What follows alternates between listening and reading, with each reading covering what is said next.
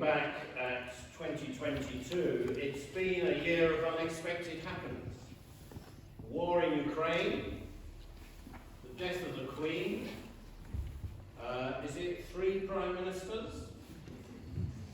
Cost of living, problems, the strikes, England out of the World Cup. Well, maybe that wasn't unexpected, dare I say. And last Sunday we had snow, and it's still here, although it looks as if it's going now. Someone said it's been an exceptionally tumultuous year, full of unexpected dangers and uncertainties. And it seems, looking back, that it's been unexpected and unwelcome. But let's look back at the Christmas story. We know it so well, maybe too well. And let's try and think ourselves back as if we're like Doctor Who in a TARDIS, going back 2,000 years to the very first Christmas, and see why it was actually so unexpected. You know, we've read and sung about the visit of the Magi. They were the wise men, the kings, who were seeking the one who's been born King of the Jews. Well, there was a king in the Christmas story, and it's not Jesus. King Herod was known as Herod the Great, and when he was appointed by the Romans, they gave him the title King of the Jews. He was an amazing builder of his time, built many things, including the temple in Jerusalem, which at the time was one of the wonders of the world. Herod had 10 wives. He was ruthless and murdered many members of his own family. And he clung onto his title until his death. And even just before he died, as he lay dying, he ordered the deaths of scores of leading Israelites so that he could be assured that there would be plenty of weeping at his own funeral. But Herod wasn't the one the Magi were seeking. Well, what about Jesus?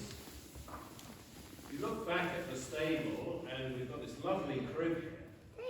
It looks quite quaint and cosy. But the reality is that his cradle was a feeding trough. His nursery companions had 4 legs. He was wrapped in rags, born in a cave, targeted for death, and raised on the run. The King of the Jews.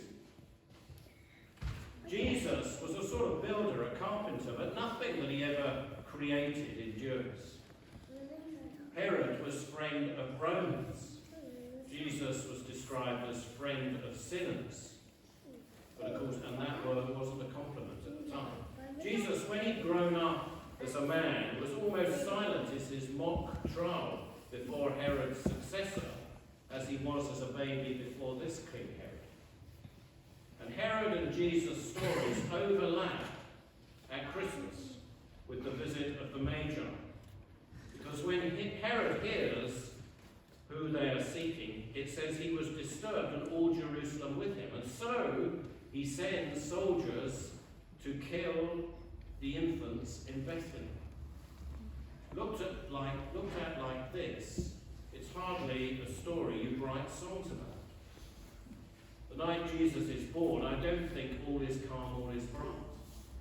And I'm not sure whether he really does sleep in heavenly peace. Herod made things happen, but things happened to Jesus. This is not what one would expect. So what happened to change this? Something new and revolutionary happened with the coming of Jesus. In the ancient world, people believed that kings were like gods. Peasants and slaves and shepherds, for example, were certainly not made in the image of God.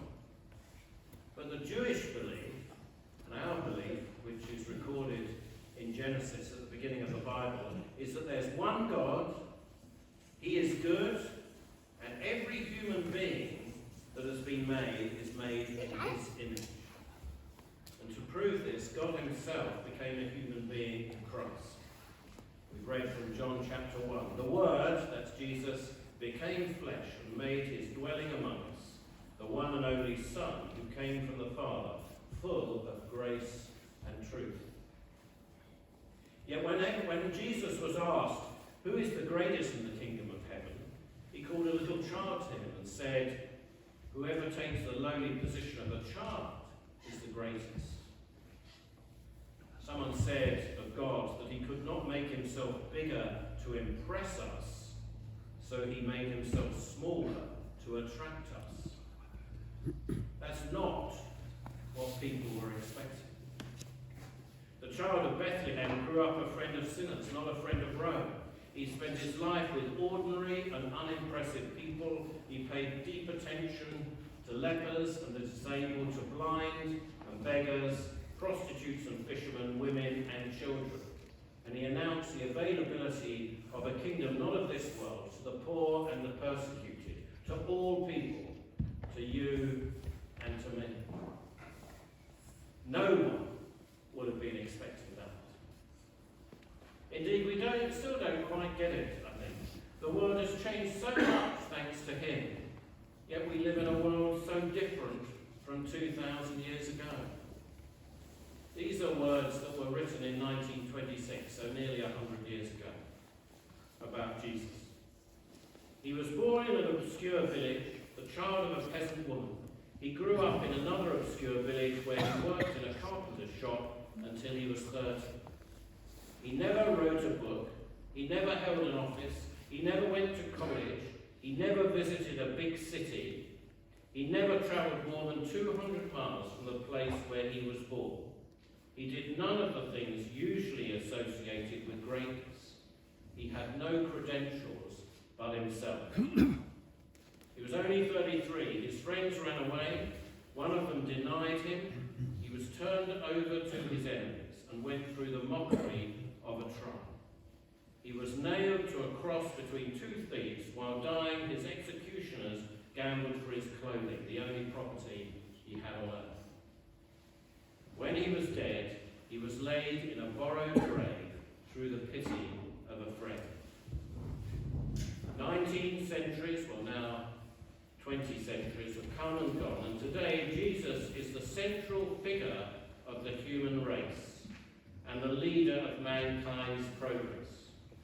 All the armies that have ever marched, all the navies that have ever sailed, all the parliaments that have ever sat, all the kings that have ever reigned, put together, have not affected the life of humankind on earth as powerfully as that one solitary life. At the first Christmas, no one could have expected that. So, what should we do? Well, surely we can't not respond. Next year is the 60th anniversary of C.S. Lewis's death. Now, C.S. Lewis, you may remember, wrote the Narnia stories and a lot of other stuff as well, many about faith and theology. And he wrote this: Christianity, if false, is of no importance, and if true, of infinite importance. The only thing it cannot be is moderately important. Well, it's lovely to see so many in church, notwithstanding the football. And I'll have some booklets at the end if you'd like to take a booklet from me to consider this man, Jesus, who is Emmanuel, name given to him that means God with us. It might indeed